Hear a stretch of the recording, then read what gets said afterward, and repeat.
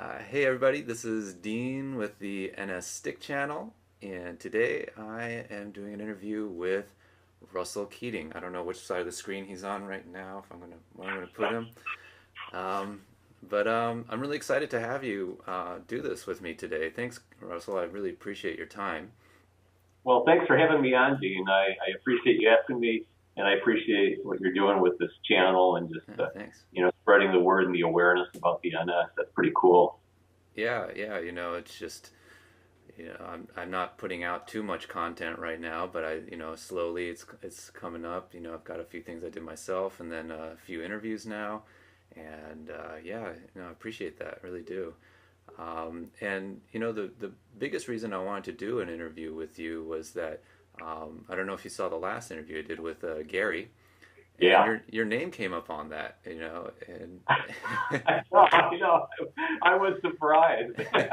but we'll get to that later because um, uh, I really don't know much about you actually. I see you on the Stickist forum. I see you're very active on the forums, which is great. You give some great input in there. And anybody else watching this, go to stickist.com. It's a wonderful community of people like Russell. Everything is very positive and up, and there's none of the slamming and everything that you might see on other forums. So it's just such a great community, and anyway, getting back to it. So I actually don't know much about you, and I'm really interested in learning. I've watched your videos, on YouTube. You have like 11 videos right now, or 10 or so. Yeah, it's not a Yeah. whole lot, but No. that's what I know about your playing at least. And then your posts on Stickist, and you've written a few things on other forums and about your adventures and your all these things. So why don't we just start? I don't know where to start actually. Maybe what what do you do? Oh, yeah, are you a musician? Are you what do you do right now? Let's start there. Well, I I want to go back and start the interesting part where I was a professional musician, All right, and all right. did that and played electric bass and upright bass and was involved in all facets of music here in the Chicago area. And basically, I just saw the writing was on the wall with technology reducing the cost of things. And I'd go to sessions where there were fewer and fewer players because the other stuff was all, synthesizers. And so then I did a career change and just got a regular day job and kind of joined the rank and file, and you can't teach an old dog new tricks, and by then I was considered an old dog. So, but now I'm just kind of pursuing things musically on my own. It's a never-ending journey or battle, depending if it's a good day or a bad day. And so that's a lot of it's just a lot of fun. Yeah, I think that's as musicians, like we're never not musicians, right? We're once a musician, I feel like you're always a musician. Yeah, And yeah, like you, I was pursuing a musical career years and years ago, just about 10 plus years ago, playing in a band in LA and playing the whole scene there. And then, um, but still I consider myself a musician. And to this day, I'm doing this and all these things. So I think I understand where you're coming from on that. yeah. And when I hear people that I considered musicians and then they give it up, it always strikes me. It's like, how could you give it up? And they're like, well, they may say, I really like performing in front of people, and if I can't do that, then I don't want to do it. And I don't get it. I don't get that. Yeah. But to each their own. So Yeah, for sure. So uh, that's really cool. Let's go back to that. So you were a bassist. yeah, yeah. Yeah. So how'd you arrive at bass? Let's start with that. Um, let's see. I kind of grew up with a musical background and went through a number of instruments. And if you need me to hurry up, like do one of these over on the side, people can't see it. No. But at one point in time, I was playing clarinet. I like in grade school, playing clarinet in the band, but I'm like playing second or third clarinet. So we're playing like, I don't know, the Star Spangled Banner, and my parents say, "Hey, Russell, play this song for us." And it doesn't sound like the Star Spangled Banner because I'm playing a harmony part. And I'm like, well, I don't get it. You know, I was a kid, you know, I didn't get it. And a buddy of mine who had been taking guitar lessons comes over, brings his acoustic guitar, a stack of music books of popular songs, and starts, you know, playing them. And I'm like, that's what I want to do. I recognize those songs and stuff. So I started playing guitar, and we played together, and kind of hit a plateau in that, not because I was that good, but I don't know, I only got so far, you know. Right. And we decided to form a band, and basically, like so many bass players, somebody had to be the bass player. And so he goes, "Hey, we need a bass player. Do you want to play bass?" And, you know, me, you know, intelligently said, "What's a bass?" And so he pulls out like a Beatles record, and I do mean record, and points out the bass line that Paul McCartney's playing. Mm-hmm. And I'm like, I dig that sound, you know, because like when I listened to music before, it was more like the whole thing, not particular, you know, instruments and stuff. So I started playing from that, and although I joke around it being handed to me, somebody has to be the bass player. When it was really pointed out, that sound, I was just like, yeah. Mm-hmm. I would have volunteered for this if it would have been reversed. Here's the sound. Do you want to do it? Yeah. You know, yeah. So. Wow. So when was that you were in the band? Pardon? When was it that you started that first band? It was, you know, back in the mid 70s or so, I think. All right. Yeah. You know, as soon as it was two people, it was a band. So. Yeah. Cool. I don't know if that counts or not. What kind of music were you guys playing? Like Beatles covers or originals? Yeah, that kind of stuff. We actually did like write two originals and saved all our money from our little gigs and went into a studio and, you know, recorded two originals. Yeah. And it was pretty exciting. That guy, that guitarist has been my best friend all my life, and we'll still get together and play. Yeah. And we see each other multiple times a year. So that's really cool. It was in Chicago then. So you've been there this whole time then? Yeah. Wow, yeah. Very cool. So I mean, there's a really neat music scene in Chicago. Yeah, absolutely. And as I was kind of saying before, the studio scene was really happening. I was doing a lot of radio, TV commercials, and it just, you know, I mean, the big giant places that I worked at they're gone. Yeah. They disappeared many years ago. So I kind of made the right decision. Isn't that like where Universal Audio and stuff started? Was Chicago, I think. Yeah, that was the main place that I worked at, Universal. Nice. What an incredible place with a number of studios, giant studios. You know, yeah. You'd walk in, it's like, whoa, and you'd fill it up with people, and you'd still go, whoa, it's still not full. Wow, yeah, there's just not a whole lot of the big studios anymore. You know, a lot of them are closing down in the LA area. Also, you know, in the whole project studio thing, everybody having a computer now can do amazing things. That's exactly what happened. You know, I remember to a session that I walked in, and the only real instruments and players there, it was me and a guitarist. I'm like, where's everybody? Am I early? Like, no. And they hit the pre-recorded tracks, and off we go. Like, okay, the writing's on the wall here. Yeah. So you were in the band. You're playing bass. Yeah.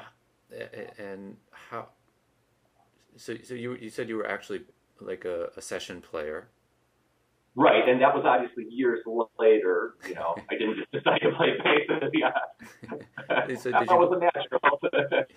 You went to music school?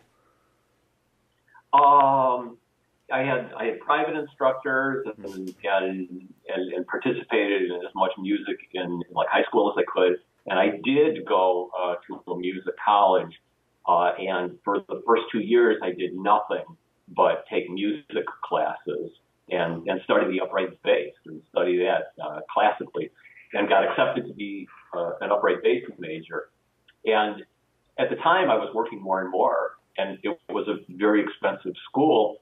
And I just realized I didn't necessarily need a degree to work. I mean, that was kind of a mistake in hindsight. But on the other hand, it was true at the time. Short term, yes, I could work more. Yeah. So I didn't graduate.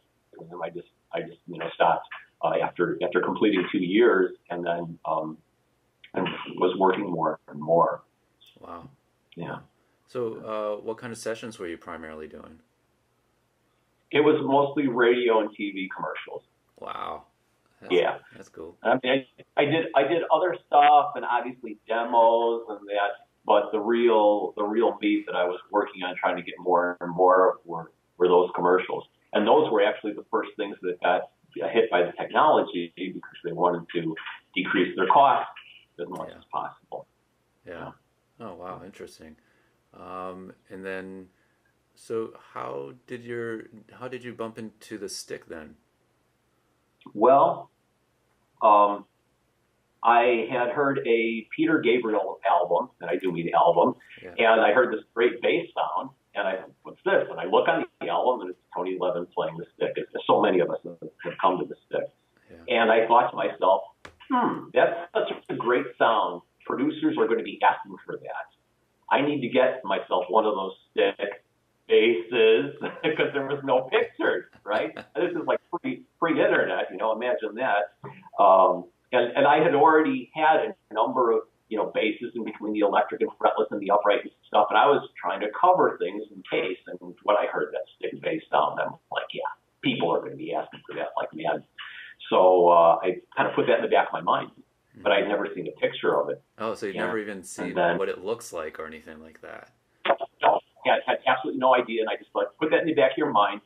I probably thought, one day you'll be in a music store and you'll get to try one. Well, that wasn't going to happen, right?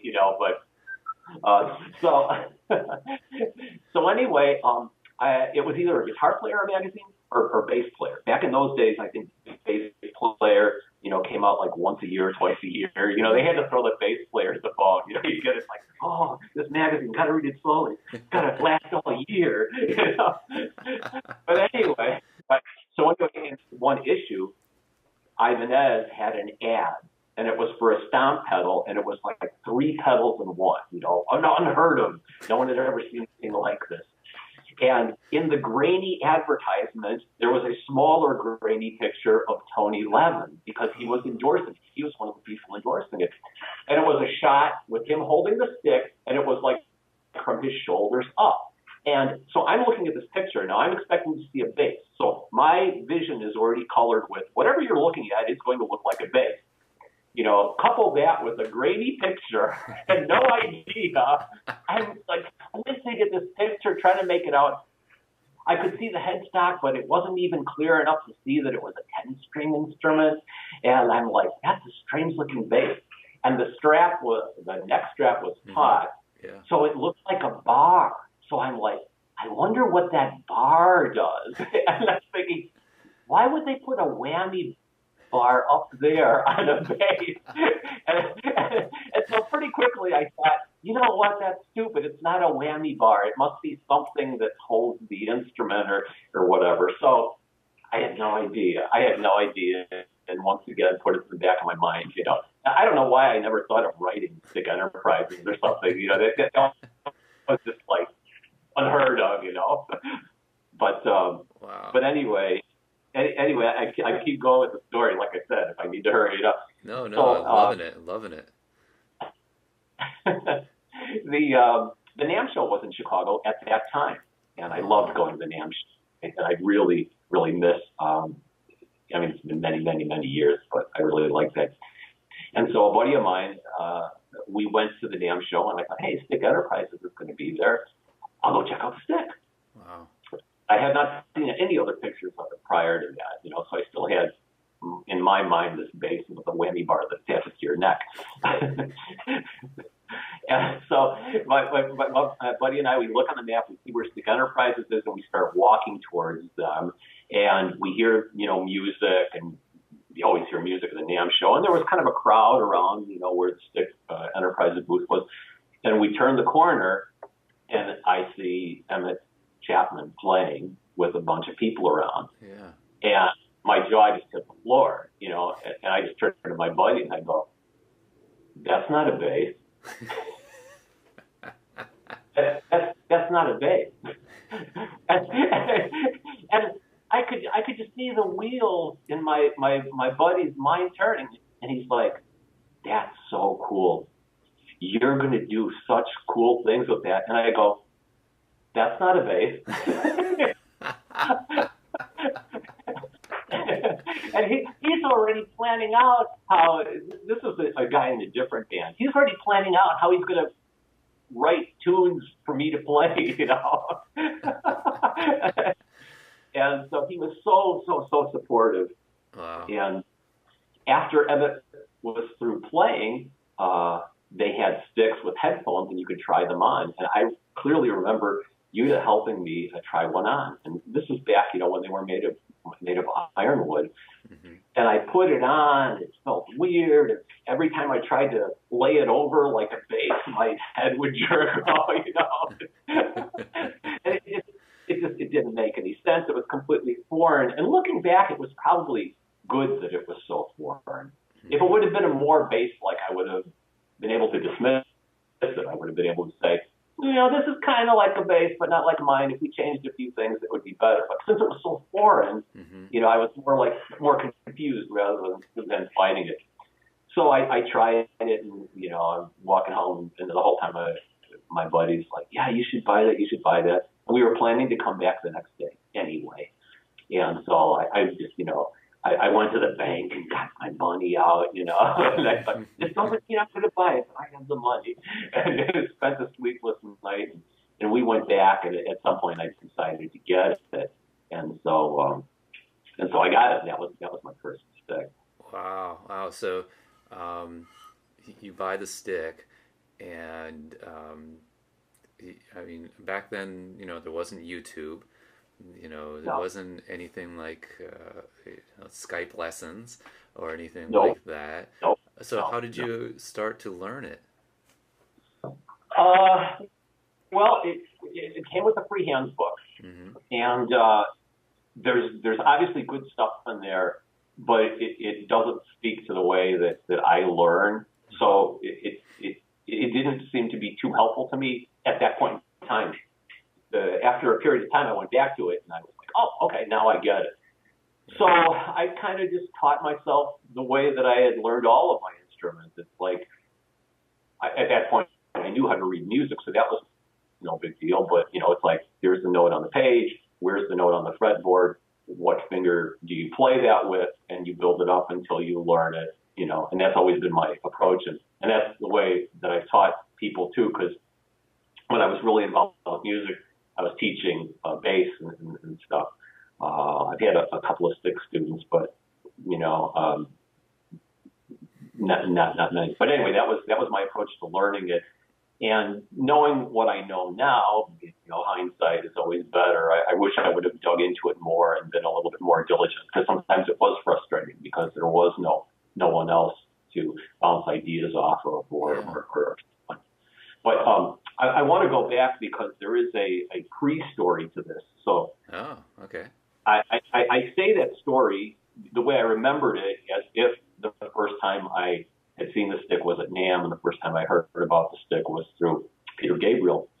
But it wasn't many years after this all happened that I realized that when I was in maybe grade school or high school or something, I was in a band. This was with the guy that convinced me to play bass, and we had another guitarist and we had a drummer. So this time we were a band. Mm-hmm. We were rehearsing at the drummer's house, and the drummer had a younger brother. And when you're younger like that, even somebody a year younger is like a toddler compared to you. He bought a stick, and he Huh. showed it to us. And I don't know what the other guy's attitude were. The guy who had the sticks, he couldn't play it. He just got it and stuff. But my head was not really paying attention. I was like, come on, guys, we got to practice. We don't have time for this. Mm-hmm. And I'm thinking, if I would have been more open-minded at that time, and, what's a teenager going to, but still, I could have gotten even more ahead, And it was kind of interesting because I really didn't put the two together until, well after this happened. I probably didn't even remember that it was called the stick when I saw it when this guy had it. So that's kind of like an interesting, like, wow. All right, cool. So you started learning. What was your connection with like other stickists at the time? Like, None. Well, I mean, there weren't any that I knew of, and this is like right around the time. This is prior to the internet even starting. Mm-hmm. Like I worked in a technology company, so I got into the internet like really early because we had access where home access wasn't even happening. But still, that wasn't there, and it took a while before even. Somebody started a newsletter about the stick, but I'm not even sure what year that happened. So there was nobody else out there doing the stick for me to relate to. Well, so you didn't like correspond with Emmett or anybody else then, really? No, not really. But it was the kind of thing where if any stick CD or any CD that had a stick player on it came out, I would buy it no matter what, because that's all there was. Yeah. Wow. Yeah. Did you go to see anybody? Like, did you go see Tony Levin, or... Back then, I think the only other stick player I saw was Fergus Marsh with, of course I remember, the sideman and not the artist. Okay, maybe you can look that up and put the name of the artist. Yeah, I'm not even familiar with what's his name. Fergus Marsh. It's Fergus Marsh is the stick player. Bruce Burr, artist. I'm sorry, Bruce who? Coburn, I think his name was. Okay, yeah. Coburn. I think, yeah. That sounds familiar. I'm gonna have to look and that what up. was cool is that it was a guitar. And Bruce played guitar and sang, and then Fergus played the stick, and then I don't know what drummer they had with them at the time. So Fergus Marsh was really utilizing the stick to its fullest, Wow. which was super cool. He wasn't just necessarily playing a bass role. So that really got me to open my eyes and ears because I could watch. I remember going to see them at a local concert, and that was just like, that was great. Wow. So actually not even seeing a lot of players, so you're very isolated over there and, learning what you can. Wow. Right. And that's, that's part of the reason why, it's like people would ask me, how long have you played stick? And I'd always say, well, I've owned it for like X number of years, and I played it for X minus, and then I put a number on depending on how it felt, because I wanted to make the distinction, Yeah. So, all right. So let's take this now, since this is the NS Stick channel, to the NS. Like, how did you come across the NS, and what brought you over there? And okay. I'll talk about that, but I wanted to put a word out to the stick players that are watching this, because really we have more in common. I would hate, belonging to the stick community means that you belong to a small group. Belonging to the NS stick community means you belong to a smaller group. It's true. It would be nice if we could all stick together, no pun intended. But the players can take a lot from us because their treble side is tuned in fourths normally, and we're normally tuned in fourths. So there's a lot of commonality there. Absolutely. People think Tony Levin playing, bass with two hands, the bass side with two hands. Well, you can play the treble side with two hands, which is at that point, there's good reason for playing two hands on the treble side of the stick. There's a completely different sound over there. If you're using the synthesizer that's only on those strings and want a coherent sound with, left-handed and right-hand piano and so on. So anyway, hopefully those people will stick around. So let's see the next story. How I got into the NS, yeah. When the NS came out, I was just taken back by it. I thought that is absolutely so cool. I need to get one of those. And then, the conversation started in my head. It's like, well, if you get that, you're going to spend less time playing with stick, and you're not where you want to be playing with stick, so maybe you shouldn't get it. And I'm like, okay, I won't get it. And then every time like Don Schiff came out with a new video, I'd be like, oh, maybe I could get it now, and then the other voice would go, you still suck on the stick, so you probably shouldn't be distracted. Like, okay, you're right. And actually, what turned the corner for me was kind of a surprising thing, and he probably doesn't know it, but the guy that turned the corner for me was Kyle McCann. Uh-huh. And Kyle, he's every once in a while on Stickus. And what did it? And it's amazing the games our minds play, right? What that other voice says. So here we go. So Kyle was playing for a group called My Favorite. Yeah. My Fair Fiend. Yeah. Yeah, and in that he was playing the NS. He did some tapping, but he also played it in a traditional bass style with a traditional bass sound. Mm-hmm. And Don's done a ton of different techniques, but when he plays the bass end of it, it's usually like, whoa, which is cool. But Kyle showed me that it could sound just like a regular plain old bass played in the traditional style. Mm-hmm. So then I thought, yeah, I'd like to get the NS. And so then the voice, and this time the voice said, See, so I had the other voice on my side this time. That was an indication I was on the right track. So I'm thinking, I don't have any more fretted electric basses. Mm-hmm. So if I bought the NS, and if it didn't turn out, if it didn't work out as a tapping instrument, I could just chalk it up to being a fretted bass. Yeah. And then we had agreed. My voice like, yeah, that's a good idea. Let's go. And so that's when I decided to get it, and I got really lucky. I found one on eBay. I had been watching prices of sticks and stuff in general, just to see where they were going. Mm-hmm. And I think we all do that. Just to see and just to know. And so I was going to bid on this NS, but I was really gung-ho to get it. And I just thought, you've never won anything you've bid on eBay. Never, ever. And these don't come around very often, and it's a reasonable price. So I just did the, buy it now price. Yeah. And then I got it, and it was, in real good shape, and the guy had hardly played it, and it was just a matter of, age rather than any type of wear and tear from playing. So it worked out very, very good. Yeah. So what year was that?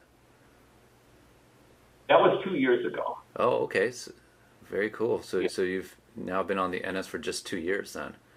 Yeah. So now you have both, right? You're playing both. Yeah. I'd call them normie sticks, and also the NS now. Right, but I've really dedicated my attention to the NS. Wow. So, okay. So what was your thoughts on that? Like, because I know several stick players who have picked up an NS, and then they love it. They get attracted to it, and then they put it down, and they end up selling it, and then regretting it, getting another one sometimes, and but never really dedicate themselves to the NS, because it's a totally it's a different animal. It's and I guess we just kind of our hearts or our minds or whatever get pulled to one side or the other, whatever it is. And some people do them all, but like Don has both, and he can go between the two of them. It's just like that blows my mind. But so why did you decide to just put down the stick and go to the NS? Well, I still pick up the stick. I've just been focused on the NS, and really my focus. And I just think that for whatever reason, I think the NS is going to. I'm not sure how to say this, so hopefully I make sense. But I think the NS is going to help me reach my musical goals a little bit better. Now, that's not to say that it's better for what I want to do. It's just that all fourths tuning, that uniformity, and so on. Because my musical goals aren't just to master the instrument, or it's also to just be able to hear better, learn more theoretically, develop more things that are that just kind of happen when you hear things. So that's why I've gone in that direction. Because in that one article I wrote, I said that if I was going to be stranded on a desert island, and that would assume a long period of time, and I had to choose one, I'd probably go with the stick, But I'm not on a desert island, and I don't have forever. And one of those is good and one of those is bad. But anyway, I just thought that, so for now I'm just like concentrating on the NS. And it kind of goes along with just my idea of how I want to play and what I want to do. Yeah. Now I'm glad you brought up goals, because I think a lot of people go into a musical instrument with maybe an idea, but they just like it, or they're not very clear on what they want to do, or what they want to happen, so they just kind of get it and then nothing happens, or they don't really dedicate themselves to it. And having that clear picture, that was, for me, was why I went with the NS instead of a 10-string or a 12-string, was because, I had a certain goal. I said, this is really what I want to do. This can accomplish it. And, and it fit that picture, the overall picture that I was going for. Right. The thing that's interesting is my goal is kind of contrary to my advice for goals, because I've often said, if you want to do solo play, playing by yourself, the stick has more possibilities because of the overlapping tuning. But that's exactly my goal, and I'm using that goal to choose the NS over the advice that I give people. But I think it kind of makes sense, because I want command over the instrument, and to me, an all fourths tuned instrument is, I stand a better chance of getting the type of control and command that I want over that. I don't know if I'm right or wrong, but that's where I'm at right now. So I know that playing solo things and self-accompanying myself is going to be more of a challenge in one way on the NS. Yeah, and I totally see that. After getting the NS, I've actually never owned a regular stick myself, but playing the NS, and mingling with other stick players and watching them, the stick does the, with the left hand you do the bass note, and you can play a chord and then play melody on top of that. And so there's pretty much three parts going on at one time, if you play it like that. Or you can that's just one example of it. Whereas on an NS, at least the way I play, is it's like bass, at the left hand, and then kind of guitar-esque stuff on the right hand. And so there's not that kind of glue, I would say, that a lot of people want with a chord in between. And but that's just the way I hear things, and and that I want to play. But like you said, we don't live on a desert island, and we so don't have stuff. that too. So like technology is great. Like I play along to like a drum track or like kind of a backing track, and technology allows me to do that with that, so I don't have to kind of complicate myself with all those, I guess. But like you said, it's not a desert island, and I don't have forever. So but Right. but loving it. It's such a great instrument. I'm really coming to it with more of a stick background, obviously, and so I'm trying to do things on it with that approach. I do more tapping and so on. And on a stick, you'll never play a note on the bass side and play one on the treble side and find that you're trying to use the same string because they're so distinctively separate. And you can cross over and you know when you're doing that. But on the NS, I've played like chords, like I'll use this note and this note and this note, and then this note. Hey, where'd that other note go? Oh yeah, I can't play two notes on one string. Damn it! And so you adjust. You know, you make adjustments. Because of that. And every instrument has its pluses and minuses, and that's part of trying to master an instrument is working around those and still saying what you want to say. Yeah, no, absolutely. Yeah, saying what you want to say is exactly it. I did a brief video on learning Purple Rain. I don't know. And like I don't actually play it, and I don't even remember how to play it right now actually, because I haven't played it again since then. But it's just all about what note choices you're going to make, because you're not a whole band, right? You're not the whole guitar, you're not the whole bass, you're not a keyboardist. So when you look at the chord, you might be able to press down 3 of a chord that actually has 4 or 5 notes in it. And so it's like, okay, which note is the most important, and it's going to say what I want to say. And and the NS really does force you to do that. It's also limited in range in certain respects too. It gets that bass, awesome. Yeah. But like I was trying to cover some guitar stuff, and they're screaming, they're playing, and NS doesn't reach that high, and I'm like, okay, so I got to actually play that like maybe an octave lower.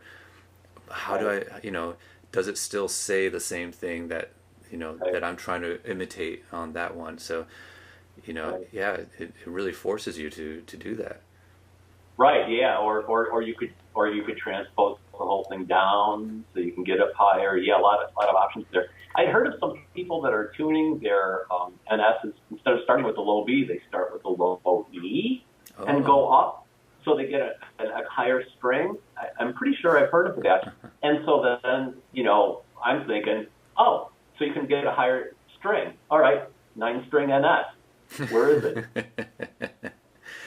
Yeah, actually, my preference would be a 10-string NS with a 5-string bass, and then again, and so there will actually be, I think, 2 G strings in the middle, and then have another higher string. And I actually did that once. I tuned my bass side to E A D G, and then the melody side started with another G, so it's 2 of the same strings, and then up like that. So I didn't do the whole thing up a string or anything, but then I went back. It's just it was cool, but it still started to confuse me. Yeah. But what's interesting is, like, I've thought of that too. I've thought of, like, well, what if there were other strings and this and that? And I thought to myself, wait, this is exactly what Emmett Chapman went through when he started adding strings to his guitar. And I'm like, that's cool, and stop it. That's super cool, and stop it. Play the instrument for what it is, the way it is. You want more strings, go over to the 10-stick or the 12-string stick. Don't start thinking about crazy stuff, because Emmett did that and uncrazied it and made instruments. Yeah, and that's exactly what I thought. I was like, okay, we're getting ahead of myself here. It is what it is. Like, stop trying to dream up other things. And work within those confines and make your music. Damn it, just do it. And we all get the gas, right? The gear acquisition syndrome, and we want to buy everything and wish there was this and that. It's like, what? Stop wishing. Let's get down to it and practice. Start recording things. Just do it. I mean, I think I've been through that for the last 3 years. Finally, I feel like, I think just the last while, where I'm starting to kind of focus, and I'm starting to do some recordings of myself, and just say, who cares? I don't have that piece of gear, but I can still record it. I can, I Right. don't have that. I can still write my songs. Right. So, And that goes back to working around the limitations. How do I convey this without that piece of gear? How do I convey this without 5 more strings? yeah, yeah, So, exactly. Okay, so technology. So now, like I said earlier, you came up with my interview with Gary on mm. what he calls the Keating mod. And so I wanted to hear from you, what is the Keating mod, and why did you even think about this thing, and what does it do? Okay. I've always been interested in how things work. And then once I understand how something works, I always think about how could I change it? Mm-hmm. And that change, does the change make it better or just make it different and so on? So anyway, I drew out the wiring diagram for the MS. And I drew it out, and I just kind of looked at it and played around with it, because the first mod I had come up with was to switch to have a single volume control or something. I can't remember what it was. And it was a little bit complicated, and I drew it out on paper, and I thought, oh, that's interesting. I like the idea of a volume knob and a blend knob. I always have. Mm-hmm. I didn't go as far as adding the blend, but I was starting to go down that path. And I just said, okay, let's go back and look at the untouched drawing that I had made. And it just popped out at me. It's just like, hey, if you flip these 2 wires, everything else remaps. And so I checked it and stuff, and it's like, oh yeah, that would work. And so I kind of decided to do it and, tested it before I did things. And it's like, yeah, that just works like that. So I decided to implement it. And so basically what it does is it's really simple to understand if you think about a traditional bass or guitar that has a neck pickup and a bridge pickup. Mm-hmm. So I think that what my mod does is easier to understand than what the original wiring does, which is brilliant and which is still available with my mod. But so what my mod does is when you pull the push-pull, or if you put a separate switch in, you have a volume for the neck and bass and treble, boost and cut for the neck. You have a volume for the bridge pickup with bass and treble, boost and cut, just like you'd have on any 2 pickup instrument. Oh, okay. Yeah, now that's a really good description of it. It makes a lot of sense. At that point, you can mix the neck and bridge pickups. Okay, so that's the key thing. That is the main thing. Mm-hmm. And then a bonus you get with that is if you want to use this, your stereo switch now sends the neck pickup to one channel and the bridge pickup to another channel. Kind of like the Ricca sound on Rickenbackers. Mm-hmm. Some people, use that. I don't know. It's just there. It comes for free. You trace the wiring back, and that's what happens. The part that gets weird are what are normally thought of as the pickup selector switches. Yeah. Because that kind of hurts my brain, and I'm not sure how useful it is, because it has overlap with what's available on the regular wiring, where you can force, let's say, the neck treble pickup on, and then all the other controls, work as normal. You can control the bass side treble. You can control the bass side neck and bridge while having that, let's say, treble side neck pickup forced on. And then, of course, it has volume too. That's just, I don't know. I don't go there. My brain hurts when I think of that, because I had to think of that because I knew you were going to ask me about this, and I'm like, damn it, can I just say something to get away from talking about it? But the key is to think about, I have a neck pickup, I have a bridge pickup, I have a neck volume, I have a bridge volume, I have a neck tone, I have a bridge tone. Mm-hmm. So, yeah. Well, one thing that it does get rid of is that it's not a dual mono, or it is, but it's not bass side, melody side anymore. It's kind of moved it from neck side pickup bridge side Yes, controls. that's true. That's true. It takes it away from being that split stereo instrument. Yeah, And that's how I treat it. That's how I've always treated it. now you play. Do you play in a stereo configuration or mostly just mono? Mono. Yeah. I always use that mono configuration because I like the ability to mix the neck and the bridge. Yeah. I like the sound it gives, because without that you only have all neck or all bridge or both equal. Yep. So That's true. Yeah. So when I was listening to you guys talk, and you go, I forgot how you said it, but it was something like, oh, instead of thinking vertically, you think horizontally, or something like that. Like, he's got it, he understands. Until you start bringing in the switches, then everything's out the window. Well, I'll if you don't have it, or I'll send you the URL to my NS articles. They're archived because that website doesn't exist anymore. But people can go there and read about it if they're interested, and they can look at the wiring diagram. And I did a color diagram of the pickups and the stuff to try to explain what I just tried to explain in words. Yeah, it was really funny at one time. This is about maybe a year or so ago. I emailed Gary because I wanted to change the mono stereo switch so that when it's in what did I want to do? I wanted it.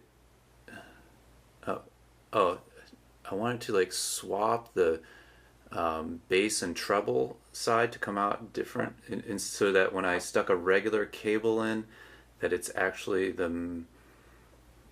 Why did I want to do that? I don't even remember anymore. That I wanted the melody side to come out on the tip instead of the bass, because I think that's how it's set up right now.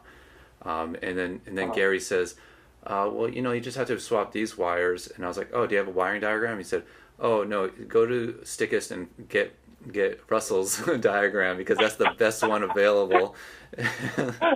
Cool. Yeah, so that's it's just like, yeah, just go there.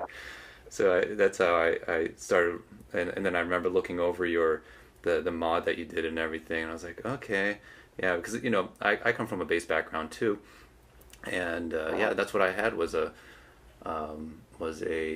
volume and a blend, and then a tone knob or something like that, Yeah. So yeah, so having the switch like a guitarist does is new to me with the NS.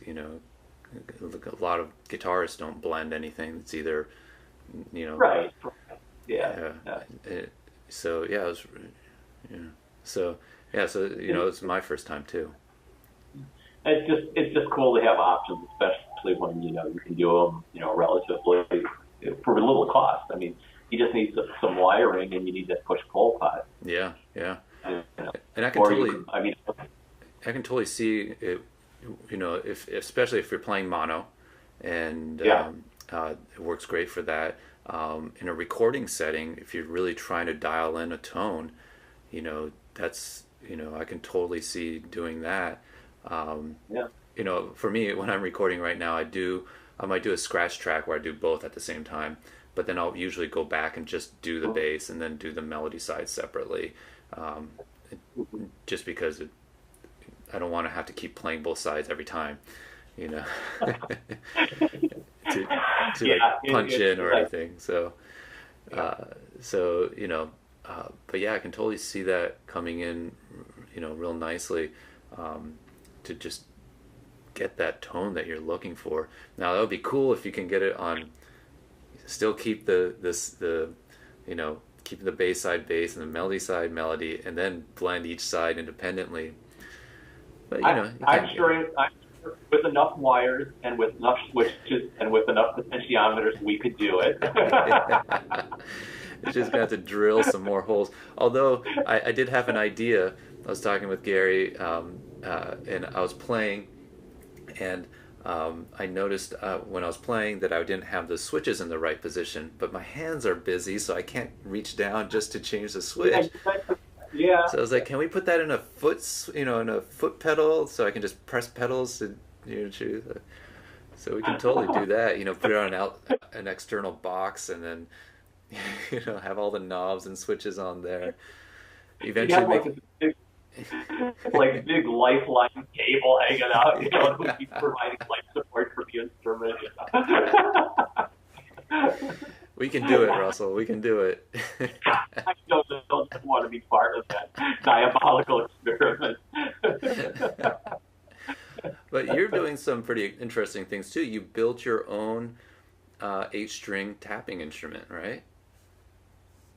Two of them now. Oh, two of them. Okay, I only saw the one so far. Yeah, yeah. The second one had to go back and be operated on, but it'll come out okay. So why did you decide to do that? Why did you decide to try and build an instrument? It's like nuts to me. Yeah, it is. It is nuts. I don't know. Sometimes in life we just make strange decisions that are unlike ourselves, and if they're not too bad, we don't have too many regrets. I somehow I got caught up watching people build instruments Yeah. on YouTube and stuff, and it just looked really cool. And I've always liked the idea of building things, and I've never done any woodwork though. And really, yeah, it was incredibly silly. How I ever thought, hey, maybe I can do that. How that thought even entered my mind, knowing the kind of person I am, is incredible. How could that happen? But it did. And I meticulously planned everything out, because once again, the voice is right. Okay, we could try this, but let's not get too deep into it. Okay, let's just do a few things, and if it fails, we can stop. Okay, that sounds good to me too,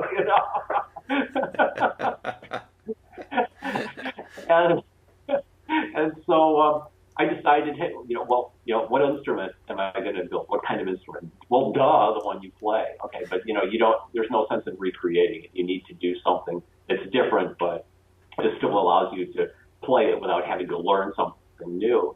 And so, coming from as I said, when I approached the NS, it was really from a stick point of view. Mm-hmm. And one of the things that I missed on the stick that the NS did differently was the stick strings are parallel. Oh. The nut distance between at the nut, the string distance is the same as at the bridge. Right. And I understand why it's not that way on the NS, and it's fantastic because it's the thing that allows you to do right hand techniques that are not tapping. But I just thought, okay, what would it be like if they were parallel? And then the big question was, okay, how far apart should they be? Yeah. So I would play on the NS. I restrict myself to 4 frets. I'm like, what if everything was this size? No, I wanted what if everything was this size? And I kind of found out okay, I think if everything was this size, it would be good. And I came up with the measurements, and that was the driving force for a lot of the other decisions that were made on it. Mm-hmm. So yeah. So how is it so you're just coming from a tapping playing on these on your new instrument? You're not doing any plucking no. The standard playing of it is just a tapping then. Yeah, you can pluck. It's a little bit hard because the string spacing is tight. You probably could play it easier with a pick because the string spacing wouldn't matter then. But the majority of the time, I'm tapping anyway, so yeah. That's fine. The trade-off, especially since I have the NS or all that other stuff. It actually is a nice. It's if I would have made something exactly like the NS, it's well, what's the point? What do you have here? You have two of the same thing, Not that I could make something like the NS, but you understand what I mean. I wanted something different. So yeah. So yeah, I saw your video. You're playing. Which one was it? The Stevie one. Yeah. Now, are you actually playing and recording at the same time on that video, or are you going back and tap syncing? Yeah. No. It's one of the pet peeve of mine is to try to be a purist about things, and so all of my videos except for one, the video and the playing and the sound recording were all done in real time. Wow. And I chuckled when you were talking to me about, recording over and over again, because I record over and over and over again, and I could probably make a blooper reel, but then people would think badly of me. It's like, you're getting to the last note. Stop. Da-da-da-da-da-da-da. No, well done, but the last note is wrong. Yeah, I've tried that too. I've done videos of myself, but it takes like, Yeah. you really, I mean, in recording period, you really focus on so much on the playing, the sound, the tone, and everything.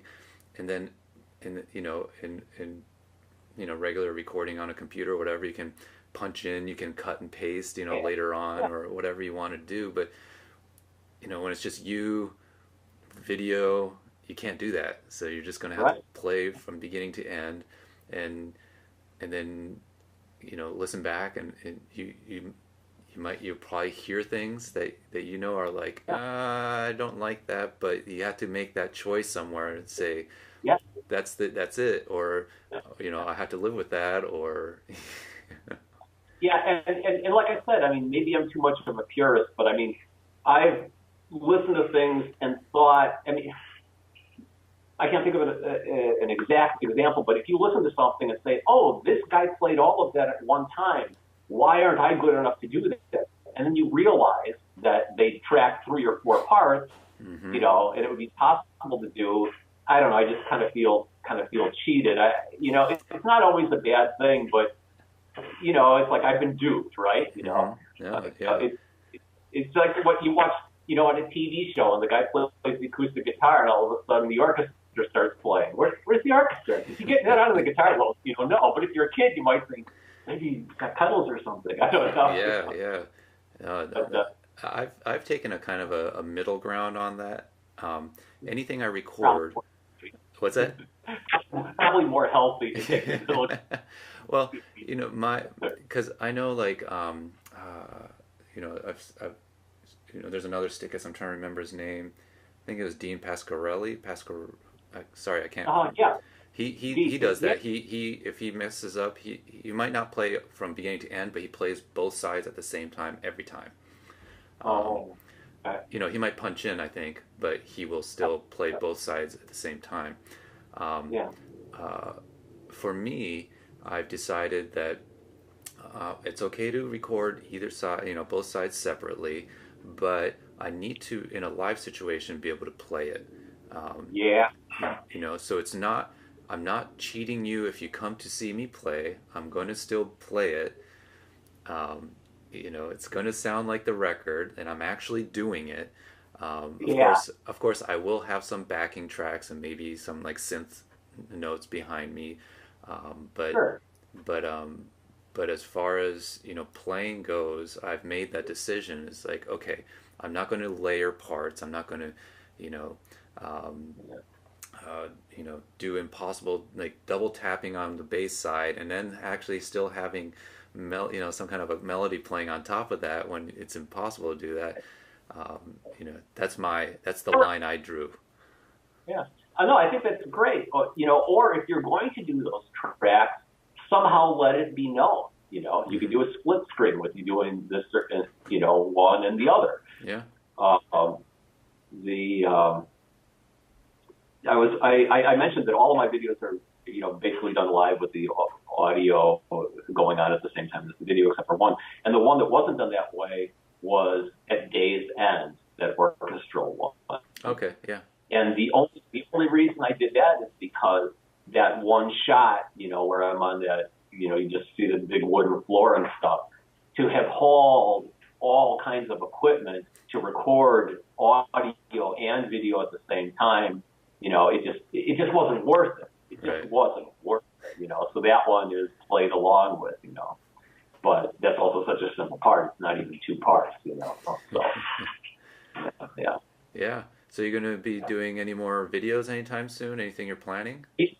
Yeah, I need to. People joke around. They say, "Does it take you a year to do this song?" And no, it doesn't take me a year. Okay, I get the message. I read between the lines. I hear what you're saying. I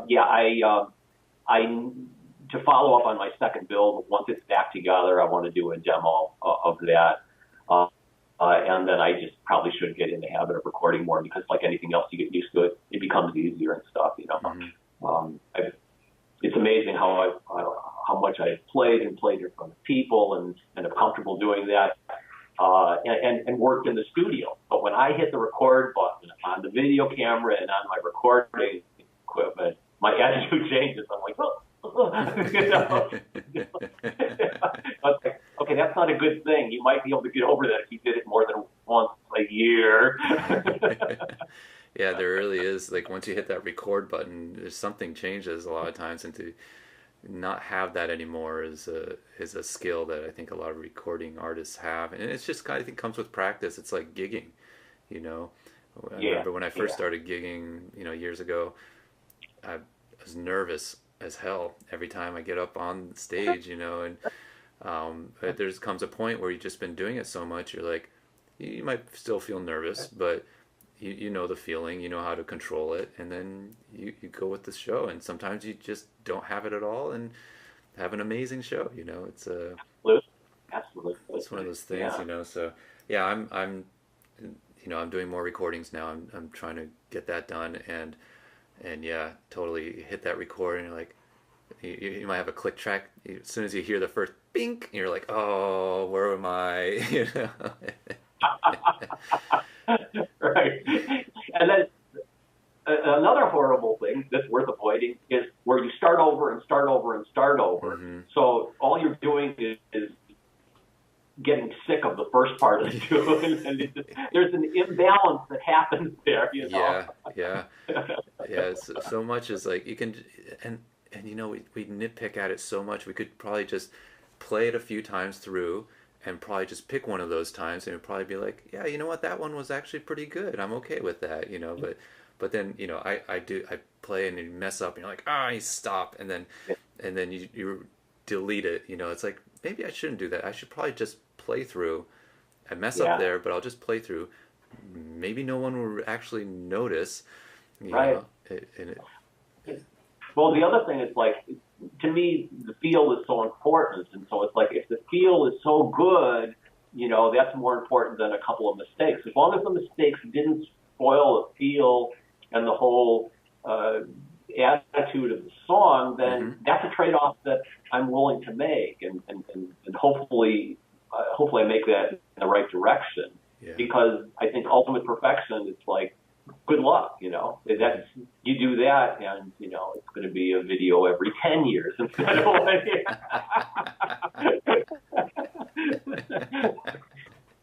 I don't know. But yeah, I think there's a line there. The you know, feel and technique. Of course, technique is important. You need to be able to play it. But you know, feel is just as important as well, and but I mean, you can be like, yeah, I got the feel, but if you're not hitting the right notes, or you know, your timing is way off, then it's never going to sound good. You know, it's right. So it's a balance between what you think is important for once again.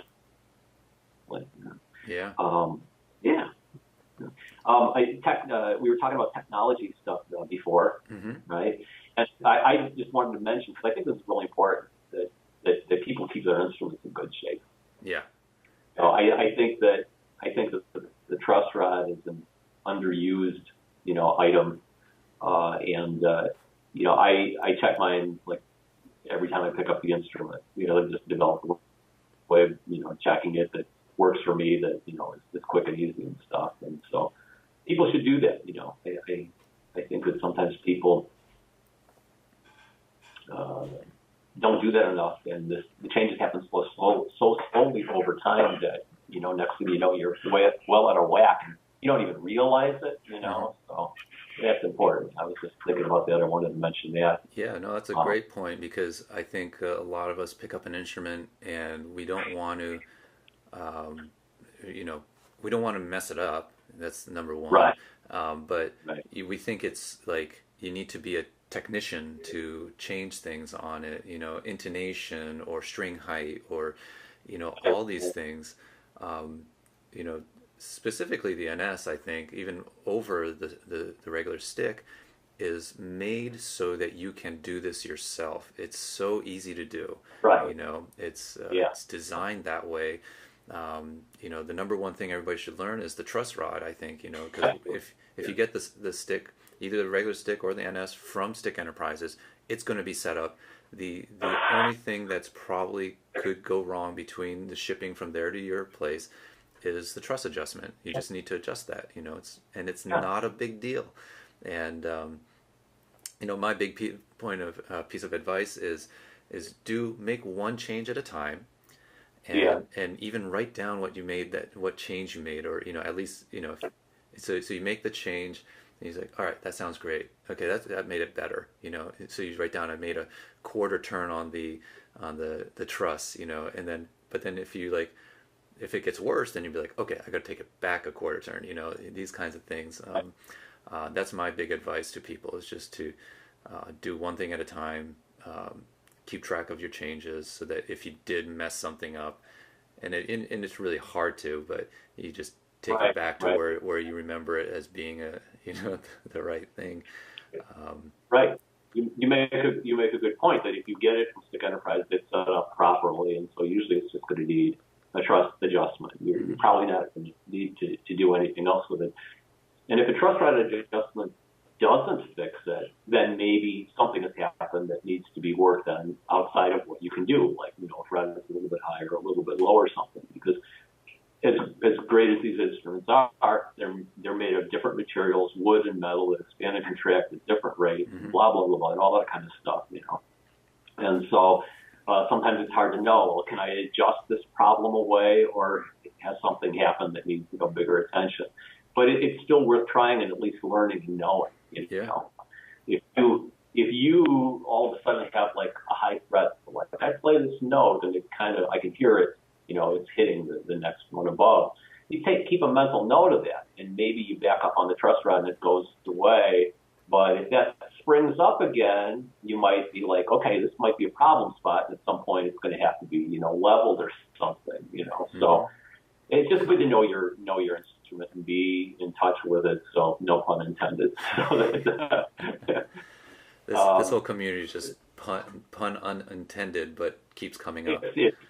Yes, it does. You can't help it, and it's something. The other one I wanted to recommend is when I got my NS, the tuners were really tight. Yeah. And so when I changed the strings, I, you know, lubricated the friction points on the bridge, and it's like made a world of difference. And I don't know what Stick Enterprise's policy is on that or what they actually use. I just used something called Lockies, which is powdered graphite in a liquid. The liquid evaporates, and it just made such a big difference. You know? Wow. So, yeah, I've been wondering about that. 'Cause I have some tuning machines which are kind of tough to turn, so I'm gonna get some of that. It's a Lock Ease. on the NS. Yeah, on the NS. Yeah. Yeah. It's called the brand I have is called Lockies. You know. Okay. But so you have the bridge plate, and then you have that square piece that the spring attaches to. Obviously, where those two meet is a friction point, and also it kind of goes into a channel side to side, and that would be one. So what you want to do is back the screw out so you can actually remove that and then put some of the stuff and then put it back down. It's kind of messy stuff to work with. It's a liquid, and it's made for lock. It's made to get into places so it runs all over the place. And but the idea is that the liquid evaporates and it leaves the graphite powder behind to continue lubricating. Oh, that's cool. But it's like it's just such a, and like I said, I don't know what they recommend. It's just what I've had, and I've used it before on things. But it's just, you know, a simple little thing like that can, you know, just make your enjoyment of the instrument better, and you don't have to, you know, worry about it. Oh, totally. I remember years ago when I was playing bass, that was when I actually purposely, you know, started to learn how to adjust the truss and do my own intonation and things, is when I actually really started to enjoy the instrument, because I knew it, I knew how it worked, and I knew how to adjust it to you know, change it to my own playing style. And you know, I took this I didn't play a very expensive instrument, you know, and I found that these, you know, simple adjustments can really make it play so much better, you know. And I've done Yeah. that with friends' instruments. I say, you know, playing his bass, I'm like, man, this is just like, I know this can be better, you know. They might not, Yeah. you know, be a, you know, $1 million instrument, but man, let's adjust this. Let's, you know, get your intonation right. Let's, you Okay. know, change the string, you know, or not change the strings, but just adjust the heights and this things. And man, it can just make a world of difference, you know, just knowing that. Right. It's part of the playing, you know, and Yeah. it makes it more enjoyable. So yeah, so hopefully people aren't afraid of doing those things, because you'll learn, you know, how your instrument responds. You know, it's a human day out. I have a feeling this is going to happen, or that's going to happen, or something. You know, so Yeah. yeah, No, that's great stuff, man. I mean, yeah, it's just funny that I keep reading on Stickus. Seems to be every time a new person comes on, they're like, "I'm getting some buzzing. I just got it from them. Is this broken?" It's like, no, man, yeah, just turn the truss a bit. You know, don't be afraid of it. It's, you know, because guitarists never touch the truss. I feel like, you know, their techs yeah, will yeah, do it, and yeah. you know, and like I said, on my basses, I would adjust my own truss, and you know, that made a huge difference. So like I knew it when I came to the NS that, you know, the truss, I wasn't afraid of it because I've already been doing it. So and Right. so And on the stick, yeah, so I understand guitars coming in and being like, what is this thing? You know, like they told me never to touch this. and on the NS, if you have it set up super low, and I do, or especially on the stick, that truss rod is so important to adjust, because you're talking about very, very minute Yeah. changes make a world, you know. I can see on a guitar or on a bass that you could get away with adjusting it less. But like I said, I pick up my instrument, I do a quick feel test for the truss rod to see if it's correct, and then I'll go from there, you know. And if for some reason I'm like way out of tune because there was a big temperature or humidity change, I'll tune up and then check the truss rod again, because, you know, they balance each other out. Mm-hmm. So depending on how far out one or the other is, you might have to tune twice or something, you know. But when you're expecting that and know what to do, it's no big deal. Yeah. You know, you're not going to start practicing saying, "Oh, I got all these buzzes," or "the strings are hard to press." You just, no, I know how to take care of that. So yeah. Yeah. So, Great. cool. And, Cool. well, I'm kind of out of questions. I don't know if is there anything else you wanted to talk about? You have some notes? I actually made some notes and stuff. Awesome. But, well, I guess I had talked about, you know, what I want to do on the NS, and my views on that. I could kind of expand a little bit on my Yeah. idea of music and playing, because maybe some people will relate to it, or maybe not. But No, that's great. I often Yeah. I often think of a flow. You know, like we're having a conversation right now, Mm-hmm. and unless I stop to think or stutter or stumble, my thoughts are going right out through my words, and I'm communicating like I want to. I'm not thinking about grammar. I'm not thinking about breathing. I'm not thinking about the position of my mouth. Mm-hmm. Those things are happening automatically. My goal is to play an instrument, and in this case, the NS, as fluidly. And that's very, very difficult. At least I find it very difficult to do, like a lifelong quest to do that. Think sound, think sound. Just like talking. Think words, think words, think words. There you go. And so an approach, you know, to get there is to make sure that certain things are mechanical. So in my mind, it's like, what note do you want to play? Where's the note? Know your fingerboard. What finger am I going to play that with? You know, have a baseline fingering that you can always go to without thinking. That doesn't mean you're always going to use that fingering. It's a starting point, you know. When in the end, use whatever fingering you want to. But you don't want to have to think about that if somebody throws a piece of music in front of you and says play, or if you have an idea. Mm-hmm. So you start practicing these things, learning the fingerboard fingerboard, and having a unified approach to fingering and this and that. And on top of that theory, it's like, I want to play this chord. What notes are in this chord? Where are those notes on the fingerboard? What are my options for fingering them? And kind of go on from there. So anyway, when I've taught, I've often taught along that realm, and that doesn't relate to everybody. And that's another thing. It's like if you take lessons and you don't relate to the teacher, maybe you learn a little bit differently. It doesn't mean they're a bad teacher. But those are the kind of analytical things that go through my mind as I try to make my journey to become a better musician with this, far-reaching goal of a flow that allows my brain power to focus on the creative aspect and not the mechanical aspect. Yeah. So, for whatever that's worth, that's just my 2 cents on my approach. No, that's great because, I mean, like we were talking about earlier with technique and feel, they're not, you need one and you need both, right?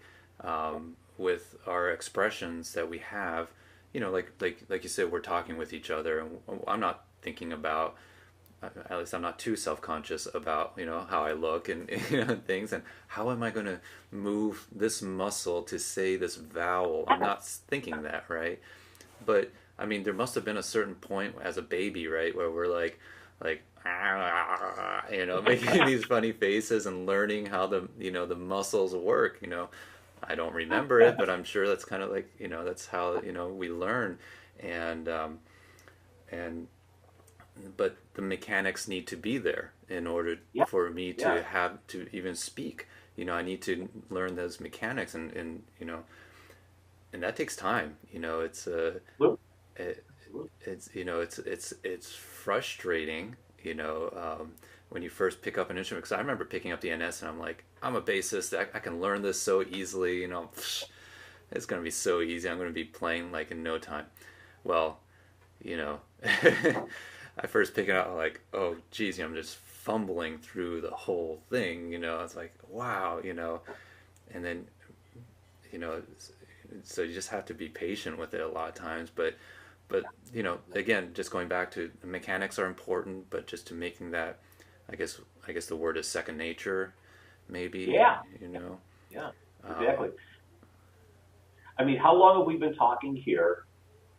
And with a few Skype hiccups, but hardly too many brain hiccups. Imagine if you and I had been improvising music this whole time as easily and as coherently as we just had that conversation. Yeah. Wow. And there are people who do it, Yeah. Oh, yeah. Sure. That goes back to why I'm working on the NS now over the stick, because of all the time I've spent playing the stick and the short time I've spent playing the NS, I've come closest to that experience playing bass. And I've spent tons of time trying to duplicate that on the stick. And I've gotten close, but never where I want it to be. And it's not the fault of the instrument. It's my ability. I see the NS as being a cross between the two and hopefully allowing me to get to that point a little bit quicker. Mm-hmm. And it's like I said, it's not the instruments, but it's me, where I came from, what I know, and what I want to learn. And to me, that's that unattainable goal. We got to just enjoy the journey, right? Yeah. How long did you have the stick before you picked up the NS?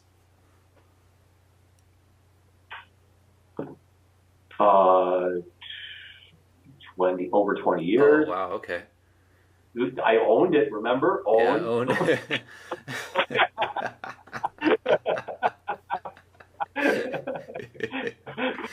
Okay, stay with me, Dean. This is the part I don't want you to... So minus... Yeah, right. But I guess, I mean, just from talking with you, I feel like maybe you're saying that so you've had the NS for 2 years, that you feel like you've maybe just in those 2 years over the 20 minus so many years of playing the stick, Yeah. that you're really feeling like that's really where it's taking you to where you really want to be in Yeah. such a shorter amount of time than you had spent on the stick. Yeah. Yeah. Because I don't know, we learn easier when we're younger, and those memories, stay with us, Hmm. and it's just easier to have things ingrained, you know. Um, every once in a while, I'd like look at a piece of music and have to sight sing it or something, and what I found that I was doing was playing it on bass in my mind. Wow. I wasn't playing it on the stick. I was playing it on the bass. Hmm. And it's like, so I said, okay, no, just think of the stick. Well, then I had to think of what side, because you're only playing a melody line Yeah. and stuff. Of course, it was easier to envision playing it on the treble side because of the fourth tuning. But the fact that, I would go back to the bass, or like when I was building instruments and you're putting the dots on the neck, or you're counting the frets or something, I would think, for some reason, I would think of the G string on the bass and what fret I was on. I didn't think of the high string on the NS. I didn't think of the string, and this is just recently. Hmm. And that's how ingrained that four-string bass concept is. Yeah. Wow. Yeah. So some stuff really has imprinted, in my mind that just carries forward. And I don't know that we can do that same kind of imprinting. I don't know if that's the right word, but I don't know if we can do that as adults. We're kind of maybe, and maybe if it was brand new, you could do it, but you're almost trying to change something that's there, Yeah. which might make it more. I don't know. This is getting too geeky into the brain and stuff, but I'm fascinated about how we learn things. And, Yeah. It's for whatever reason it is, that we have this voice, or we hear things in our head, and not in a in a clinically insane way, but we all have, musicians tend to hear music in our heads, right? So just kind of coming from that is, you hear it, you from whatever inspiration or wherever we come up with this piece of music in our head, and whatever influences it is from our past, or maybe no influence at all, I don't know, is how we're going to express that, and so for myself, and for you as well, is the bass guitar is really where it seems like it really took hold of you in a way that these things that come in our heads can be most easily expressed through that medium, whatever it is. Right. And I think I share the similar kind of thing with you, is, because I come from a bass background, and for others it is a stick. They came to the stick and they learned it, and it's like they hear a chord and they're like, I know exactly how I'm going to hit that with my left hand, or where it's going to go, and it's it's just it seems like magic to me. It's quite amazing. And it goes also back to our goals. What are our goals, and how do we want to move forward? And so if that's your goal, and you want to learn that inverted fifths, because that's really the instrument itself was, how I kind of see it, is Emmett's way of bringing his what it was, his expression, and the inverted fifths tuning was really the big gift he has for all of us, even though I don't use it, but it's just that was an amazing thing that brought forth the way to do this, and the instrument and community. If you want to keep going on and on, we can do that too. Oh, yeah, the inverted fifth is brilliant. Yeah.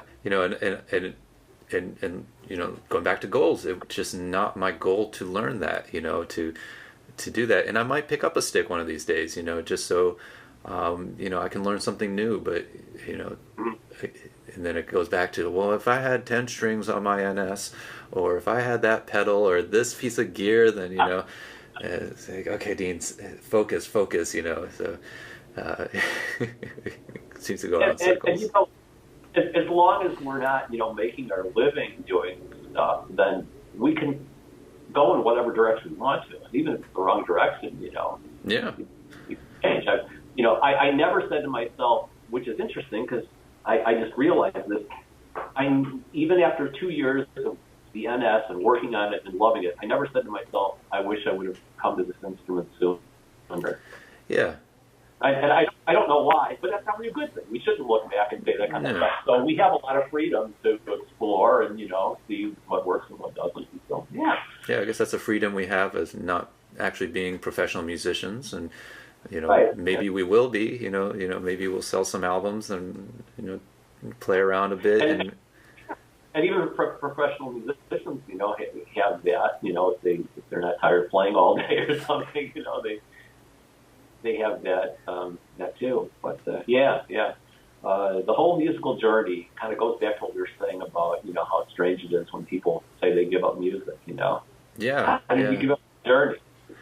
It's never ending. yeah. What did you do to make it stop, Yeah, you just can't, go back and be like, well, I wish I did that, or I wish this or that, I think we all do some of that, but if we live there, then we can't enjoy right now, and what we have right now is, from NS players at least, I'm like, man, this NS thing is just, it, it's come across it now, and I'm going to play it, Yeah. And who knows what we'll hear, people doing. There's some great things out there, and on the because people were talking about, right hand classical technique, which is actually getting to be a lot bigger in the bass world as bassists are doing more solo work that not only involves tapping, but I see many, I don't know even when this started, I must have been sleeping that day or something, but people playing, bass with a classical, type of style where they're grabbing the string this way instead of just, doing this. Oh, yeah. I see a lot of solo bassists doing that. And we really haven't seen any NS players, really doing a lot of that, not that I know of. So who knows, what other things will come out in different styles. And then you have the guitar tuning on the NS, which changes, things. Are you using that or no? No, Gary uses the guitar tuning. Oh, that's right, Gary. I'm in straight fourth. Actually, I tune mine half step down. Down, I remember that, yeah. So that I technically have an X fret on. Yeah, that's one thing that I was wishing, and I did, and it just kind of stuck with me, so I just stay with that. So, do you think of the notes where they are in the bass, or are you relearning them the half step, up or down? I mean, down. Yeah. So like G, for example, like is not on the dot anymore on the E string. I got to go up one, so that is confusing to me. Yeah. But what's funny is the band I used to play in, they played with their guitars a half step down. So I tuned half step because whenever they said play a G here, Dean, and I'm like, okay, but G for them is not actually a G, it's a G flat, so I didn't, just to be in tune, in step with them, I had a half step down. So, it might be from that too. I don't know, and, yeah. So, but initially I just did the half step down because I was playing I was just doing some cover songs that played a lot of like an E or an E sharp or something like that, which was down here, but I wanted to play it down here, not up 5 frets, because it was kind of overlapping with some of my other my other hand or something like that. So I wanted to do that, so that's kind of where I came from. But yeah, I mean, some people are also playing with the fan, from the center out, just like the stick. Yeah, that seems like it would be kind of limiting. I mean, it's like I have a 10 and a 12 string stick, and although I like wider spacing, 12 just has so many opportunities, and I don't know if 4 and 4 strings are really. Yeah, but that's what it is, right? It's like it's not for us, but somebody else is going to probably do something. Right, but at that point they're so close to a 10-string stick, and that makes the jump. You know what I mean? Yeah. Yeah, I don't know. I don't see it, but you Yeah. just, maybe somebody coming from a stick is like, this is just how I hear and know how to play bass, and might Right. want that. I don't know. It's yeah. But those are the only tunings I've kind of heard about. I know there's other ones listed on. Oh, you know what? Somebody does play in kind of a dadgad, an open chord kind of I, tuning. I know somebody who plays like that. That would just freak me out. yeah. Yeah. I guess you can just bar some chords and play, but I just can't think like that either. Right. But yeah, just fourth tuning. It's just my opinion, but yeah, people are just Right. gonna come out with really amazing stuff. The whole tuning thing with me wanting to know where the notes are and be able to go there no matter what, that really kind of dictates it. I'm not changing tunings. I'm tired. I'm not. I don't want to have to learn, anything else. I want to learn one thing really well. Yeah. But another tuning that I haven't heard NS players use, but I have heard other 8-string tapping players use, is the crafty fifth tuning. Oh yeah. No, actually, yeah, I remember hearing about that. And then it has a weird, it's not like the guitar different tuning. It's something else. I almost think they have a minor third in there, and then a half, and then a whole step or something. I don't know. I have no idea. All I know is you can't tune 8 strings in fifths, and have, something usable on the high or the low end. Yeah, it's gonna get high really fast on that. Yeah. Yeah. Huh. Yeah. Gets me thinking because I remember years and years ago I picked up the Jaco Pastorius VHS lesson thing, and he was like, yeah, like he was like, he actually wanted to learn cello or something, and he's like, so he tuned his bass in fifths, and then I remember doing that myself, and really kind of freaking out. I was like, wow, this is weird. But it gets your brain going, and sometimes making these little changes is fun to do. What kind of gear are you using? Do you have any pedals or anything that you're using? Yeah, I'm just using a Pod X3 Live. Oh yeah, those things are great. Yeah, it really is good. And that's about it for pedals. I use like a really old Boss GT6, but I hardly ever use that. But that's really. Oh, and then so the synthesizer of the GR30. Okay. Like not the first one, but a very old one, because I have a GK on my NS. Which is, hey, there's another topic for you. I want the electronics built into the NS. Yeah. Having the MIDI in there. Yeah, I put my GK on the top. I didn't want it on the back, so I put it on the top here. I remember seeing that. Yeah. I refer to it as the ward because it's just like this ward, and with it there, I can't mute on the bridge and play like with my thumb if I wanted to do that technique. But I really didn't want it on the back, and I'm still glad I didn't put it on the back. But it's like, man, it was just built in, Yeah. The built. You're talking about 2 push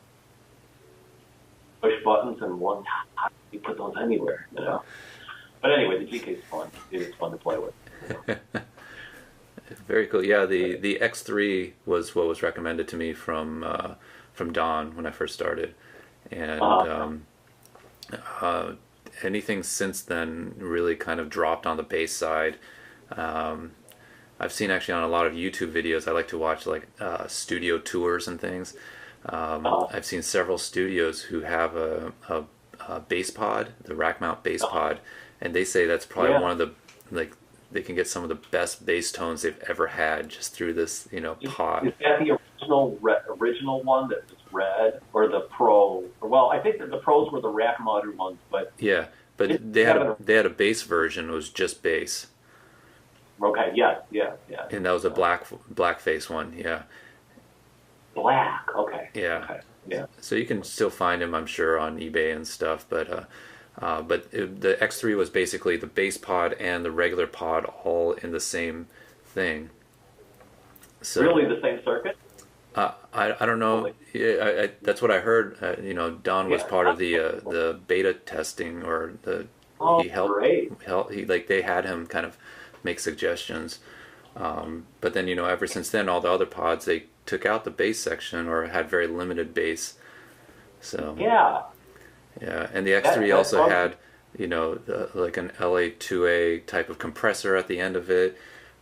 So it sounded really great. It's just that I'm kind of wishing I didn't get rid of mine, but yeah, Well, and for stereo instruments, it's great because it had a useful auxiliary input, Mhm. and Yeah. that's I bought that before I had the NS, so I was using it to process the size of the stick separately, and yeah, it's a fun little unit.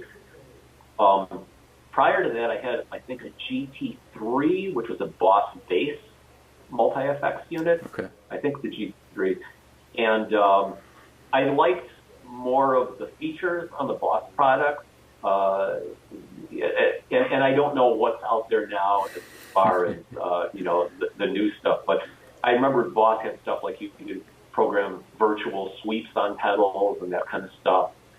Whereas on the pod, it just seems to be like we are going to imitate as close as we can these effects, these amps, and da da da da. Yeah. And that's cool and everything, but I just kind of missed that because I had it on an older unit, that didn't sound as good, but so yeah, there's lots of cool equipment out there, and I would pick up a whole lot more, but at all costs. And I'd love to. Maybe you can comment on the Electro Harmonix. I'd love to get away from the GK pickup, so I was amazed when I saw the Electro Harmonix organ pedals. They have the Mellotron, this Mel 9 or whatever it is, and even Boss has that blue unit that is a synthesizer that doesn't use. Yeah, Electro Harmonix and how they track, and they don't really track. I haven't used the Electro Harmonix stuff.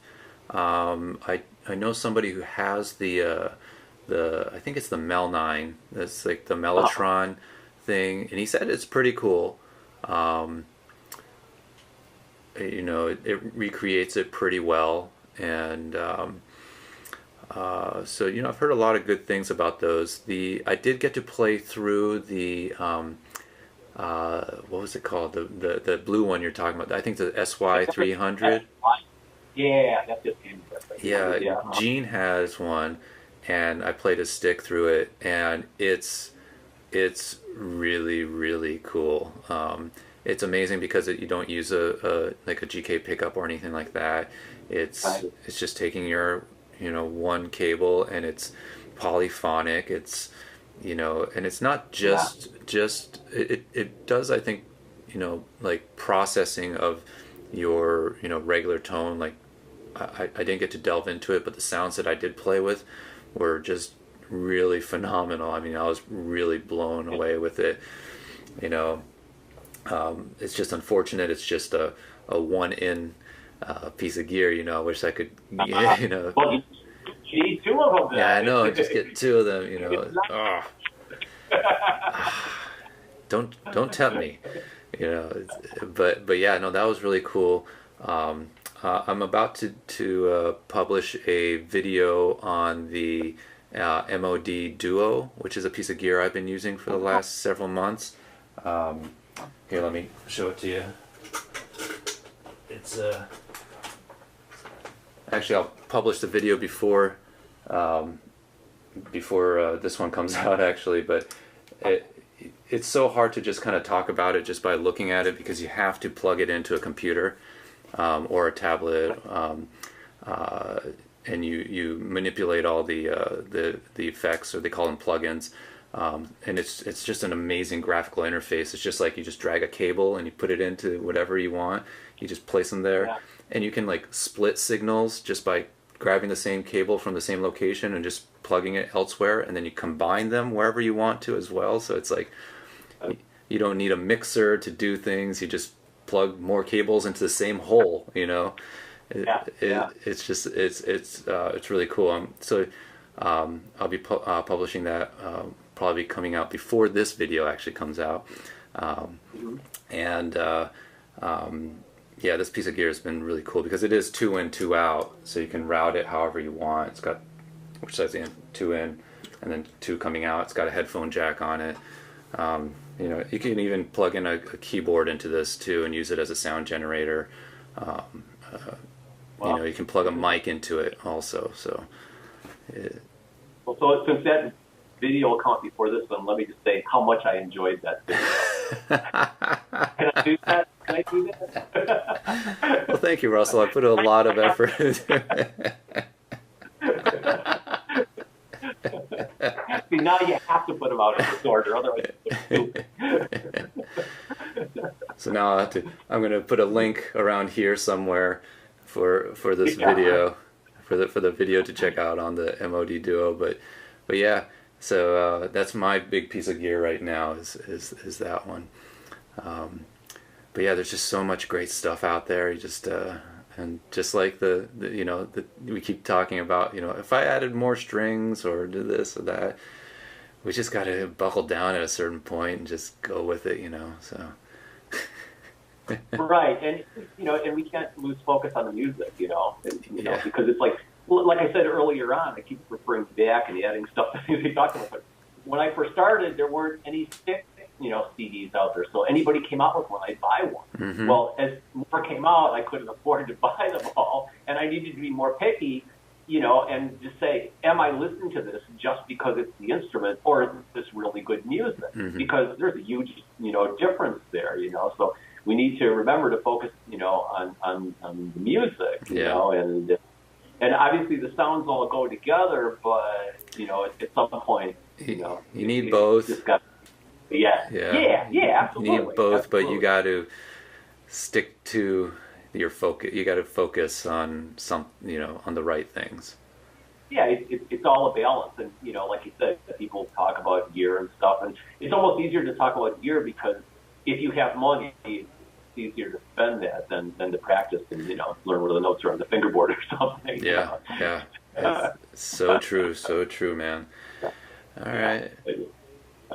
Hey, so we've been talking for almost an hour and 45 minutes here, so I think I'm gonna.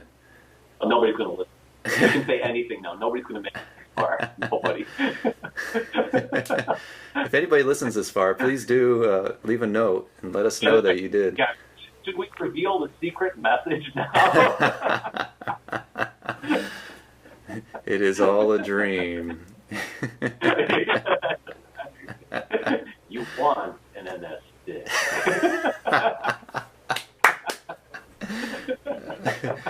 Well, on that note, thank you very much, Russell, for taking the time. I really appreciate your time. I'm so glad to do this. You know, we don't. I appreciate all your input on Stickist. You know, taking the time with me today and really giving some great information and, you know, what you do and everything. Your playing is great, by the way. I don't think I mentioned that. Your videos, your technique and everything, I'm just amazed when, you know, the songs that you've been playing on there. So please do put out more, because I'm really excited to see some more of your playing, because it's really, really great. Thanks very much, Dean. Thanks for the opportunity. It's been great talking to you, and the time just flew for us. It did, yeah. You know, and the poor listener's going to be like, okay, too bad, we had fun. And that's what it's all about, man. It's just having great fun and everything. So thank you very much. And anybody watching out there, please do leave comments down below. You know, ask questions, please contribute. I'll post, Russell, if you can send me your links to your websites or whatever that you have. I'll put them down in the description. Everybody, please go check them out. Some really great stuff that you've done, and so thank you. And thanks again, Russell. And everybody, thank you for watching up to this point, and have a great day.